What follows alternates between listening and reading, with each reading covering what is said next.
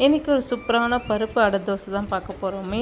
1.5 class போல் புழுங்கல் அரிசி எடுத்துருக்கிறேன். 1/2 கிளாஸ் போல் குண்டு உளுந்து, 1/2 கிளாஸ் கடலப்பருப்பு, 1/2 கிளாஸ் துவரம்பருப்பு, 1/2 கிளாஸ் பாசிப்பருப்பு எல்லாமே ஒரு 4-5 மணி நேரம் ஊற வச்சு எடுத்துக்கோங்க. நல்லா ஊறினதும் ஒரு மிக்ஸி ஜாரில் சேர்த்து கொஞ்சமாக உப்பு சேர்த்து நல்லா நைஸாக அரைச்சி எடுத்துக்கோங்க. நைஸானா ரொம்ப நைஸாக வேணால் கொஞ்சம் குறப்பாக இருக்கலாம். நல்லா அரைச்சி எடுத்ததும் அதுக்கு பொடியாக நறுக்கின வெங்காயம், பச்சை மிளகா, கருவேப்பிலை, கொத்தமல்லி, கொஞ்சமாக மஞ்சள் பொடி, கொஞ்சமாக பெருங்காயத்தூள், கொஞ்சமாக சோம்பு சேர்த்து நல்லா மிக்ஸ் பண்ணி விட்டுடுங்க. இந்த தோசைக்கு சட்னி இல்லாமல் கூட சாப்பிடலாம். ஆனால் நீங்கள் சட்னி சாப்பிட்ணுன்னா கண்டிப்பாக தேங்காய் சட்னி ட்ரை பண்ணி பாருங்கள். டேஸ்ட்டு நல்லாயிருக்கும். நல்லா தோசைக்கல் சூடானதும் கொஞ்சம் நல்லா மொத்தனாக ஊற்றி ஒரு 2-3 நிமிஷம் லோ ஃப்ளேம்லேயே வச்சு எடுத்தோன்னா சூப்பரான அடை தோசை ரெடி ஆகிடும். இந்த தோசை சாப்பிட்ணுன்னா கண்டிப்பாக பொறுமை ரொம்ப அவசியங்க. ஏன்னா இது பொறுமையாக வெந்து எடுந்தால் தான் டேஸ்ட்டு சூப்பராக இருக்கும். கண்டிப்பாக ட்ரை பண்ணி பாருங்கள். டாடா, பாய்.